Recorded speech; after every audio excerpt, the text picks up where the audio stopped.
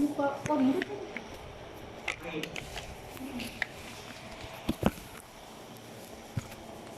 Begitu. Adakah sanak tu sudah terputus kan? Belum.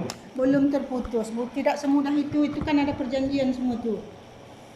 Oh, nampak. Nampak sangat. Nampak awak tu sampai. Pulang balik tadi. Tak itu lah. Sudah on ke belum? Selepas gangguan sebulan tu saya kena gangguan mistik. Lepas tu saya minta keputusan untuk dulu putuskan sanak. Jadi bila lepas putus sanak tu, sanaknya putus tapi energinya masih lekat. bergetar. Setiap kali baca doa tadi tu langsung badan bergetar.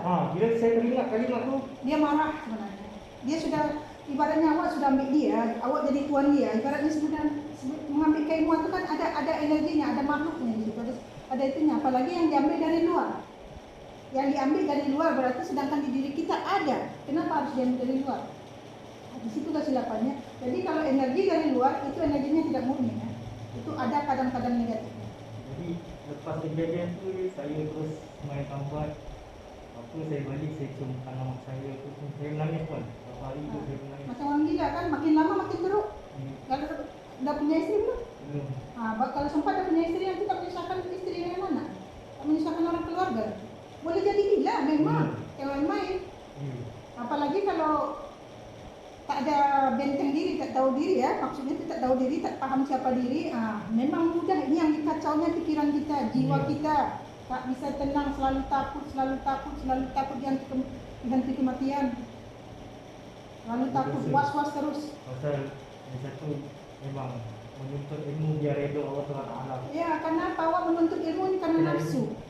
Nafsu. Kononnya makrifat kan kebanyakan macam itulah. Makrifat tapi dia tak tahu apa tu. Bukan makrifat lah, jadi makrifat jadi. Sekarang jadi repot kan?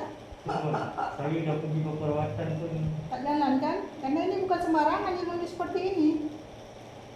Makhluk nak kena lepaskan, jiwa nak kena pulihkan, ini tak boleh dengan rukiah-rukiah tak jalan. Macam-macam rukiah, malah mungkin tukang rukiahnya kena tampar lagi. Ya, setiap kali dekat rumah kalau dibaca ilmu tu, ilmu apa? Pemanggil akad ilmu tadi langsung bergetar badannya. Langsung dia langsung aktif dia. Langsung aktif makhluknya kan. Langsung dia macam walaupun akad tu pelepasan. Iya, itu sebenarnya bukan pelepasan tuh. Makin disebut akad berarti kita sudah buat transaksi dengan dia, perjanjian. Ibarat awak sudah ambil dia, awak sebagai tuannya. Kalau dekat rumah dia berani ya. Sekarang dekat sini dia tak berani keluar kan? Lihat. Kuasa siapa tuh? Bukan kuasa Allah, itu kuasa campuran itu. Memang semuanya datangnya daripada kuasa Allah. Kalau kuasa Allah memang itu betul kuasa Allah, awak tidak seperti ini. Awak akan lebih sehat, atau lebih baik, lebih sadar, lebih rajin buat ibadah. Tapi malah makin hidup makin tak aman ya. Jadi lain kali kalau nak belajar tu, sebelum belajar jangan ikuti nafsu. Untuk apa itu ada tujuannya belajar? Mula saya belajar pasal saya nak ikut kawan saya ikut follow pergi merawat perawatan lah. Kalau awak nak ikut merawat boleh dengan saya ikut belajar. Belajar sambil merawat. Awak minat merawat kan? Awak minat merawat. Okey, saya juga ada bimbingan belajar, tapi ini bimbingan belajar energi, kesehatan, kesadaran spiritual. Ini bukan kita ambil dari luar ya, ini kita bangkitkan dari dalam. Itulah tuan, sebenarnya saya nak pulih dulu. Okey, boleh kita pulihkan, tapi nanti makan masa ya, kena ulang balik nanti agak sekali atau dua kali lagi. Tapi satu kali awak berubat ini mudah-mudahan ada langsung perubahan. Karena semua ubat, semua penyakit pasti ada ubatnya kalau tepat artinya kan. Saya menyesal Terus kan? Pengajaran Ya, kena ikut-ikut kawan. Kadang-kadang memang niatnya baik, tapi kita tidak tahu orang yang memberi itu belum tentu. Memang mungkin bagi dia baik, sedangkan kita selagi kita belum mencoba, kita tidak akan tahu apa itu ilmu itu boleh membawa manfaat kan atau membawa mudarat. Sekarang buat mudarat kan, jiwa tak tenang jadinya. Padahal katanya ilmu laduni ya, ilmu makrifat pula lagi ya. Ilmu laduni, ilmu makrifat lagi. Sekarang kenapa jadi? Energinya memang sejuk, tapi bila dia dah tarik Oh. Saya pun kena marah juga dengan guru yang baru, Siapa nama guru? Muhammad Zaki daripada Melaka. Muhammad Zaki. Dia kawannya satu pesantren dengan kami yang Islami, tapi dia di Melaka. Ya, tengok padahal pesantren dia, tapi kenapa ilmu seperti ini yang dipakai? Dia bukan guru saya sebenarnya. Jadi saya sebenarnya ikut dia punya anak buah dia. Dalam masa sama saya ijazah dengan orang lain. Jadi silap saya juga. Saya tak kaji betul, saya tak mengenal diri saya satu, saya tak mengenal diri, terus saya ambil ilmu kita tidak tahu apa. Lepas tu sebelum ambil ilmu tak buat istiqoroh dulu kan? Ikuti saja, ikut pikiran saja kan, ikut nafsu kan. Kalau ilmu yang memberi manfaat pasti membuat kita jiwa kita tenang. Tapi kalau ilmu yang tidak memberi manfaat membuat kita ketakutan, hilang keyakinan diri. Waktu bila pelepasan tu tertarik, tiba-tiba perubahan pada saya tak boleh kontrol. Kadang-kadang sebelum dia lepas, sebelum masa awak ambil dulu macam mana? Tak ada masalah, biasa je. Bila dia tarik dia terus. Yalah, dia macam bersilat lah kan, macam kerasukan kan? Ya, karena sudah masuk di badan. Bila saya buka mulut dia, energi. Dia macam lihat macam harimau dia. Dia mau keluar. Coba tanya ke dalam diri, itu makhluk seperti apa? Bismillahirrahmanirrahim. Tunjuk pada Allah. Allah tunjukkan kepada saya makhluk apa yang sekarang yang mengganggu jiwa saya. Tunjukkan kepada saya kebenarannya. Apakah benar apa yang saya cakap tadi ataupun saya menipu? Karena keilmuan ini, setiap keilmuan ada energinya ya. Kalau tidak tahu energinya, boleh jadi memakan mangsa. Berikan saya kekuatannya Allah.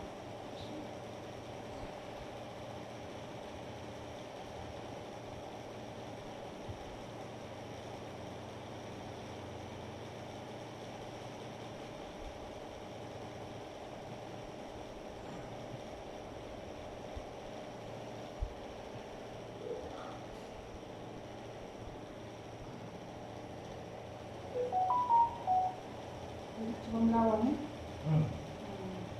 Istighfar saja di dalam hati, jangan takut, jangan cemas, jangan ikuti tangan gerakan dia itu setan itu.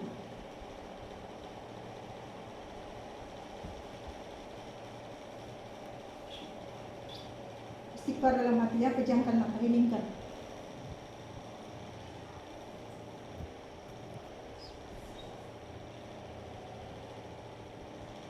Istighfar terus dalam hati. La ilaha illa anta subhanaka inni kuntu minadz zalimin. Katakan dengan dalam hati dengan penuh penghayatan. Ini silap diri sendiri ya. Kalau diri sudah silap, inilah akibatnya. Kenapa? Melanggar aturan Tuhan, melanggar aturan hati nurani.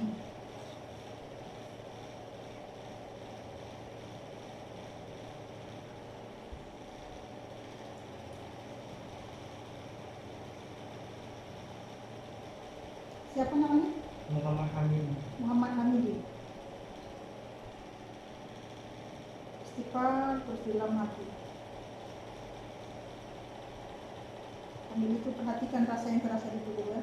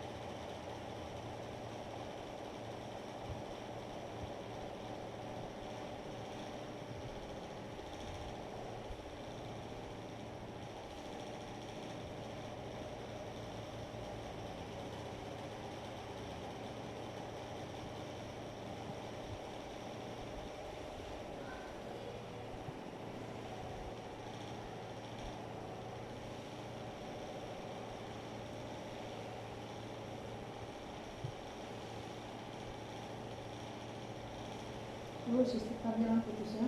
Usahakan lebih rileks. Sambil itu perhatikan di dalam tubuh.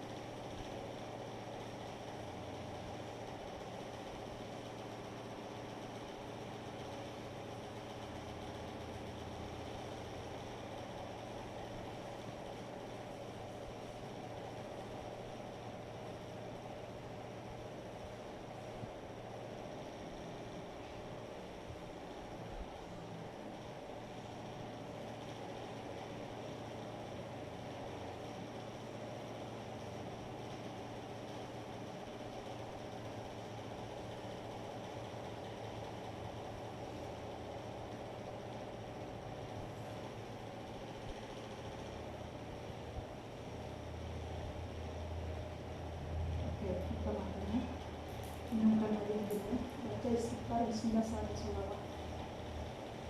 Apa yang dirasakan itu? Itu macam tiba mengunci.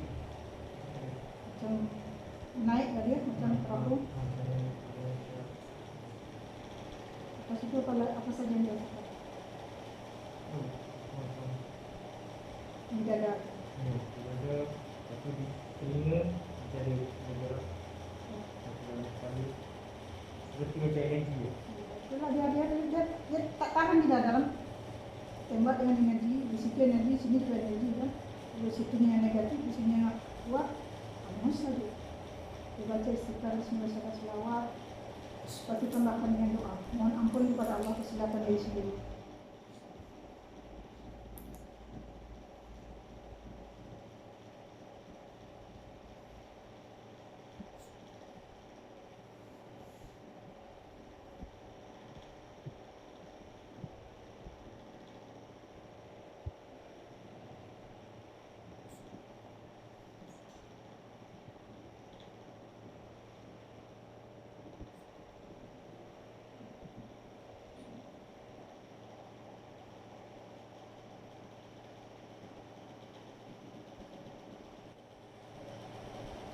Tu lah rasa dia macam nak goyang. Ya, dia nak keluar daripada badan tu mau apa dia hangus di situ. Dia sudah mendarah daging di situ. Dah berapa lama awak belajar? Baru berapa bulan. Ya. Jadi bila kena gangguan mistik tu lagi teruk. Jadi saya ambil keputusan saya tak nak. Saya ikhlas. Makin minta dilepas, makin menjadi dia. Lepas tu kawan saya dah pernah cuba kosongkan saya. Dia tarik energi saya keluar.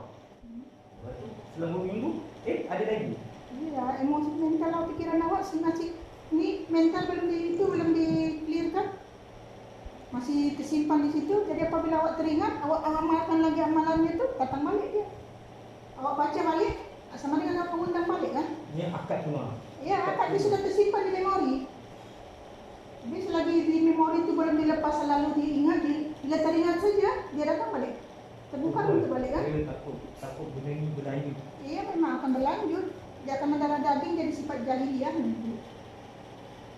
Yang patut ada keberanian, jadi pengecut. Ya. Oke, awak mana garam tadi? Saya itu kan. Pernah pun ada kisah macam ni tak? Lebih teruk lagi dah. Hah? Ini masih dengan Yang keilmuan? yang keilmuan yang macam-macam. Tak, yang maksudnya yang sama macam saya lah. Masalah Banyak itu. pada umumnya yang datang pada saya ni yang orang sakit mental yang banyak penyakit keilmuan mental kan. Sudah banyak mengemukakan ilmu-ilmu kebatinan, ilmu-ilmu ketuhanan ini makin pada umumnya error. Sekarang apa rasakan lepas itu? Berat lagi kan? Oke, dia belum lepas di situ, tapi tak apa. Ya pelan-pelan dia akan hangus di situ. Yakinkan kepada Allah. Saya hanya sekedar alatnya saja, penyampaian saja. Tidak ada mustahil kan kepada Allah. Tapi kalau tepat caranya, kalau tak tepat, kemana pun berubah tak akan jalan. Tak akan ada perubahan. Mengganggu kerja. Iya, mengganggu kerja selalu takut. Nanti kita tertengah emosi. Ya. Iya, tengah-tengah bawa motor nanti langgar aja. Nanti kalau kita tengah emosi, kita Jadi dibawa. asal terlintas masa saya nak mandi. Saya nak mandi, sok terlintas kalimah.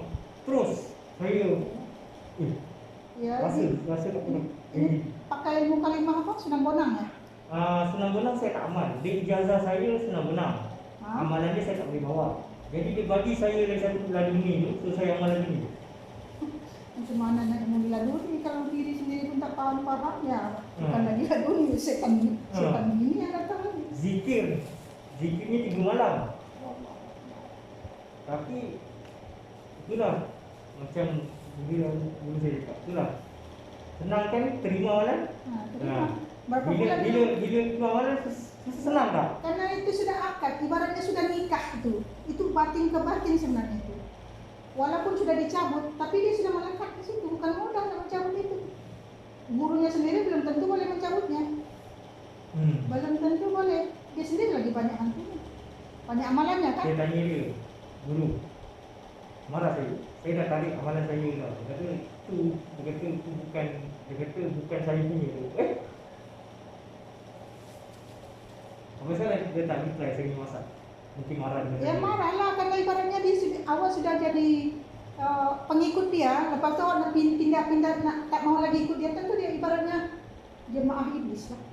Ibarat seperti itu lah. Apabila kita nak jadi Tuhan, marah tuannya. Ibarat seperti itu. Pada di pesantren juga tu. Iya, banyak pesantren, banyak Pak Lebay, Pak Ustaz, tapi dia bercampur, dia banyak melalui amalan. Amalan-amalan zikir. Amalan zikir itu bukan tidak bagus, tapi niatnya apa? Kalau sempat ada niat-niat yang tidak baik di dalam diri, maka akan aktif kadang-kadang. Dalam setiap ayat itu dia ada makhluknya, ada penjaganya. Apabila salah saja bacaan itu, pada umumnya ayat Quran itu bacaannya baik-baik semua kan? Amalannya bagus, amalan membacaannya bagus, tapi pikiran, perasaan, perbuatan tidak sejalan dengan apa yang kita baca tadi. Apa tak bertentangan? Kalau ada bertentangan, apa yang datang? Setan kan? Apalagi kita pakai akal sehat saja lah. Amalan bagus semua, tapi hati, pikiran banyak negatif, perbuatan lagi. Katanya yakin kepada Allah, tapi buktinya dia yakin kepada tukang amalan Zikir-zikir, zikir tuh kayak yang boleh menyembuhkan tanpa berzikir kan? Kalau zikir boleh saja, tapi itu bukan zikir, itu bukan ayat itu yang menyembuhkan. Yang ayat itu hanya bacaan. Yang membaca itu siapa? Yang tukang membuat bacaan itu siapa? Allah. Di mana Allah itu? Kalau tahu yang punya diri itu, tak payah baca ayat-ayat pun. Bismillah, doa sendiri saja sudah jadi ya. Tak payah ayat ini ayat itu dah. Karena yang punya ayat sudah kita temukan, kan? Tapi kalau tak ditemukan ayat, dia bergantung pada ayat. Ayat bagus, tapi perbuatan perangnya tidak bagus, otomatis dia tabrakan energi ya. Kalau kata tabrakan, perang lah dia jadi. Kalau perang, jiwa tak tenang kan?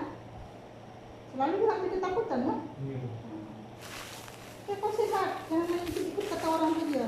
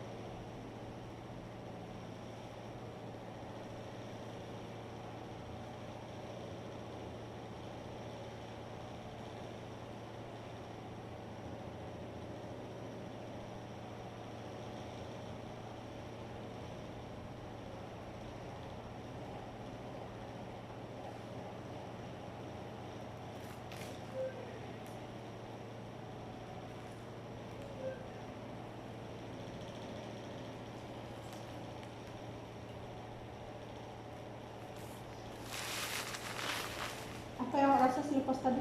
Selepas suruh pejam mata dengan sekarang, lepas minum air? Ada resap. Ada resap, ada lebih tenang kah? Tenang sikit, masih diresap. Ya, masih. Itu rasa kat belakang ni. Ya. Dia sudah melekat di darah daging. Darah daging dia melekat di darah daging, lama-lama dia jadi sifat. Jadi, kepala rasa nak pecah, rasa berat kan? Apa tidak kacaunya pikir. Kalau sempat awak tunda tadi, mungkin besok pasti awak punya pikiran berubah. Nantilah besok, nanti dia akan bisiki. Nantilah inilah itulah. Dia yang halangi karena dia tahu apa dia datang sini. Sudah pasti yang di badan itu terancam kan? Ini gerak tadi. Iya, dia apa? Dia kan suka mendengar kan? Bisikan-bisikan yang negatif tadi tu kan? Oke, awak pergi mandi dulu. Satu ini ya, rendam tapi setengah jam kan? Ini rendam dalam ada baldi kurang 5 liter airnya, kacau sampai hancur. Lepas itu baca istighfar 5 liter. lebih kurang lah. Lebih juga kan? Ya lebih kurang lah setengah baldi lah. Oh, setengah baldi. Kalau ada baldi hitam biru dekat situ tu agak-agak lah lebih kurang 5 liter lebih sikit tak kok. Okay. Kacau ni sampai hancur. Lepas itu baca istighfar, alhamdulillah, bismillah, syahadah, solawat, la ilaha illallah. Istighfar, alhamdulillah, bismillah. Alhamdulillah ni yang permulaan. Mana-mana pun boleh, terbalik pun tak apa. Istighfar, alhamdulillah, bismillah, syahadah, solawat, la ilaha illallah, Allahu akbar. Selepas itu tambahkan dengan doa ya, niat dalam hati. Ini saya sudah program di sini energi. Energi ini akan bereaksi nanti mengeluarkan kotoran yang di badan tuh. Walaupun hanya digarang ya. Kemudian tambahkan niat dalam hati, ya Allah ya Rabbi, buang dan juga bersihkanlah segala-gala kotoran dan juga energi-energi negatif, aura negatif yang mengotori zahir batin itu dan yang mengganggu kesehatan zahir batin itu. Permudahkanlah ya Allah, perkenankanlah ya Allah. La haula wa la quwwata illa billah. Inna lillahi wa inna ilaihi raji'un. Selepas kacau kan tadi sudah baca doa. Ini siram ya, masa kita nak siram. Bayangkan tubuh ini hitam legam, penuh dengan noda dan dosa, penuh dengan penyakit. Bayangkan air ini sebagai cahaya putih ya. Bayangkan siram, bayangkan semua kotoran, tak kira kotoran yang zahir ke yang batin yang gaib ini. Bayangkan siram semua, lanjutkan dia ke bawah. Biar perlahan tapi penuh penghayatan. Bayangkan tubuh ini hitam legam, penuh noda dan dosa, penuh dengan penyakit. Kalau ada kotoran hitam kan? Jadi bayangkan air garam ini sebagai cahaya putih, siram. Sayangkan seluruh beban-beban pikiran yang selama ini menghantui pikiran, siram, buang, hanyutkan itu bawah. Ya, lihat pakai gayung kan, siram sambil bayangkan seluruh beban pikiran yang selalu mengganggu pikiran, beban mental itu siram, hanyutkan itu ke bawah.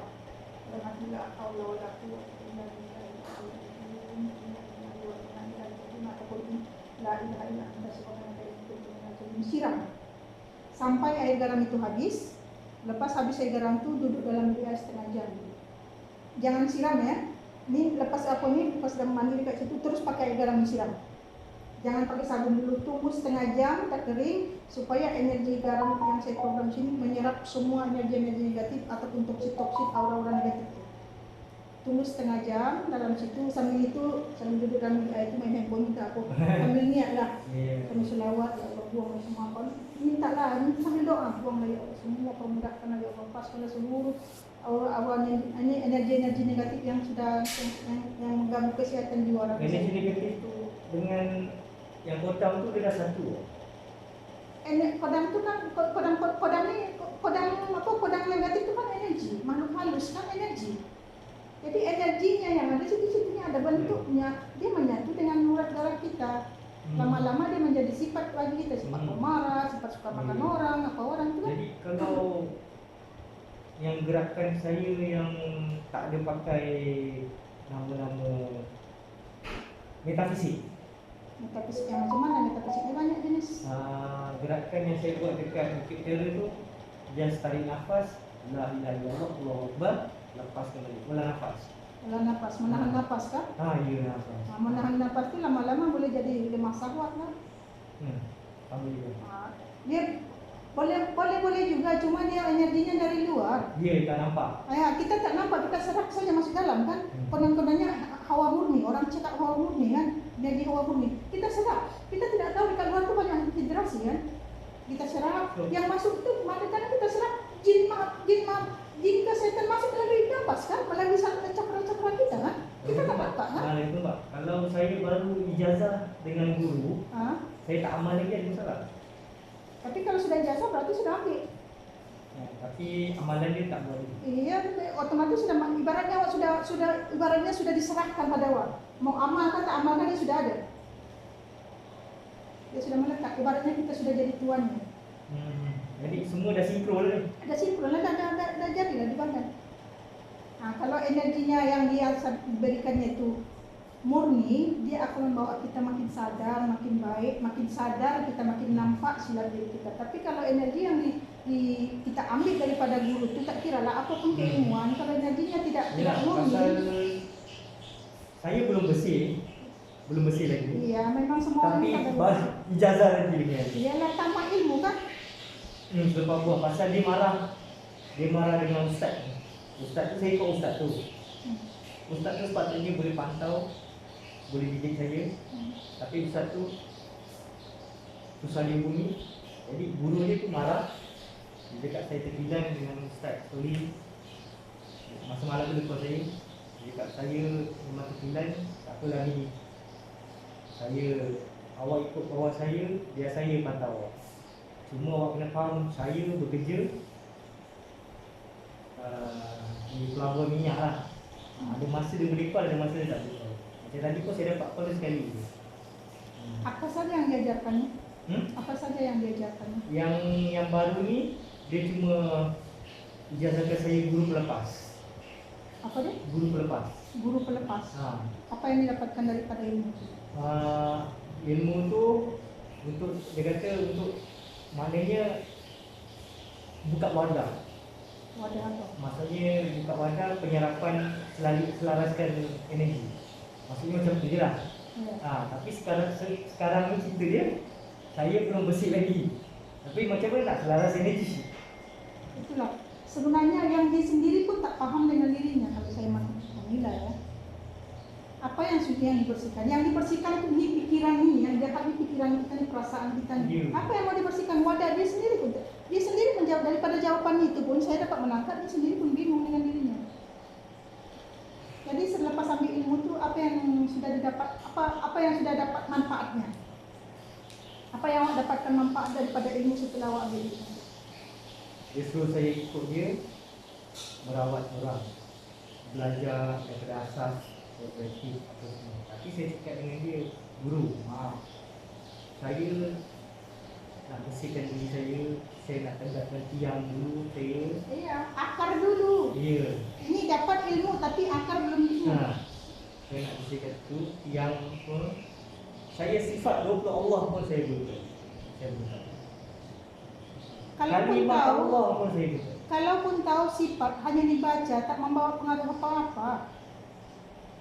Awak tahu baca Quran tu, khatam di situ kalau awak tak faham dengan apa tak membawa pengaruh apa-apa, malah lagi sombong. Pemahaman ini yang perlu, untuk pemahaman itu harus mengalami kan, harus tahu jalannya kan. Ini awak dapat ilmunya tapi jalannya tidak tahu. Satu, saya masa di ijazah tu saya cakap dengan dia, tak apalah dulu, saya masih takut dengan ni. Diri saya pun tak bersih. Masuk hak tu pun saya tak faham, dengan batil, apalagi saya lagi nak terus. Ya, ilmu terlalu tinggi kan, terlalu banyak amalan-amalan mau dikasih yang dia makan pun tak faham. Hari-hari baca tapi tak faham kan? Hanya membaca kan? Ada tak membawa pengaruh apa-apa? Takut, saya takut bila saya cakap terus terang dengan guru dia kak. Ada peringkat 1 sampai 5. Sunnah kali jaga apa tu. Saya cakap dengan dia, sekarang saya nak bersih, saya tak berani nak baca ni apa semua pasal saya asal tak ada. Ya kak. Solat pun belum tentu lagi saya cakap lurus saya solat saya. Ya, yang dikasihkan ilmu. Ilmu itu sebenarnya hanya bacaan. Itu informasi saja. Tapi tak tahu cara memakainya, hanya dibaca saja kan? Betul saya cakap dengan guru, saya nak start daripada akal. Kat budak solat saya. Al-Quran saya macam mana? Macam mana saya nak mengaji saya? Kalau sebenarnya itu baru ilmu. Yang diperlukan belajar ilmu sehat dulu. Ilmu kesehatan ini apabila jiwa kita sehat, nanti apabila dibuka jalannya itu, jiwa dulu mau disehatkan, batin mau disehatkan dulu. Kalau batin tak sehat, mana mungkin boleh kenal Tuhan? Dengan amalan-amalan sebanyak 1 gunung pun tak akan sampai kepada Tuhan. Walau hebat macam mana pun ilmu, harus ada jalan. Ini mau jalan tu untuk kolbu, untuk menuju kepada Tuhan tu tidak bisa dengan membaca, tidak bisa dengan hafalan. Pintu kolbu harus dibuka, karena kolbu ini jalan untuk menuju rumah Tuhan. Kalau itu tidak dibuka macam mana nak tahu? Kalau hanya sekedar membaca tak akan sampai. Belajar energi, memang energi, banyak energi, tapi jangan keliru dengan energi. Itu energi eksternal yang dimasukkan kadang ke dalam, ataupun ilmu-ilmu energi zikir. Bukan tidak boleh, tapi efeknya nanti membawa mudarat. Saya jadi sekarang apa jadi pada saya sekarang? Sekarang sudah rasa sendiri kan?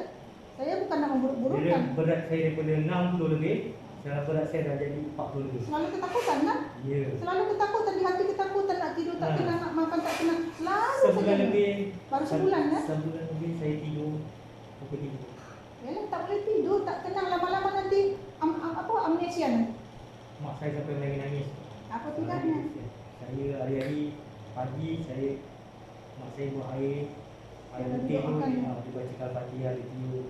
Ya, kalaupun dibacakan boleh saja dibacakan, cuma kalau energinya tak mencukupi tak berkesan apa-apa. Itu semua masalah energi ya. Walau hebat macam mana pembacaannya, kalau energinya frekuensinya rendah, tak berkesan. Oke, mandi dulu. Ini kalau saya cerita memang banyak nih.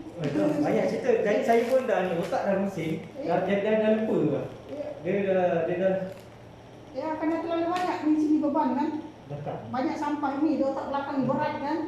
Banyak situ sampah. Jadi bila rasa takut tu, dia tengah tidur keluar. Ya, mulai deh. Energi. Iya. Ini ada. Itu sebenarnya setan dalam diri diaktifkan tuh.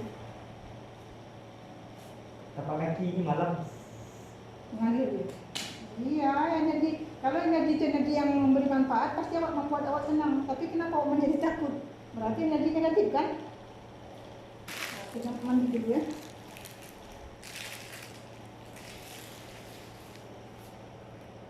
jadi itu pun ada itu istighfar Istighfar, alhamdulillah.